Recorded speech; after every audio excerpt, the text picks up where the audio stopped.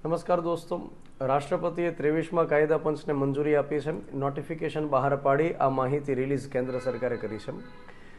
કાયદા પંચની આપણે વાત કરીએ તો આ વખતે જે કાયદા પંચ રચવામાં આવશે એનું માળખું કંઈક આ મુજબનું રહેશે કે એક એમાં અધ્યક્ષ રહેશે, ત્યાર પછી એમાં પૂર્ણકાલીન સદસ્ય રહેશે 4 જેટલા, અને અંશકાલીન પાર્ટ ટાઈમ મેમ્બર્સની સંખ્યા 5થી વધારે નહીં હોય. એ જ રીતે જે લેજિસ્લેટિવ ડિપાર્ટમેન્ટ કાયદા મંત્રાલય અંતર્ગત કામ કરતો હોય છે એના સચિવ અહીં આગળ એક્સ ઓફિશિયો એટલે કે હોદ્દેની રૂએ કામ કરશે.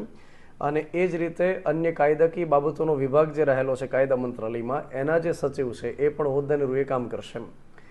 ત્યાર પછી આગળ આપણે વાત કરીએ કે 23મા કાયદા પંચની અંદર અધ્યક્ષ તરીકે કોણ કામ કરશે એ હજુ સુધી નામ ડિક્લેર કરવામાં નથી આવ્યું. મતલબ કે વડાપ્રધાનની અધ્યક્ષતાવાળી જે કેબિનેટ સમિતિ બનશે નિમણૂક માટે એ રાષ્ટ્રપતિને ભલામણ કરશે અને એ રાષ્ટ્રપતિ નામનું એનાઉન્સમેન્ટ કરશે, નિમણૂક રાષ્ટ્રપતિ આપશે. ત્યાર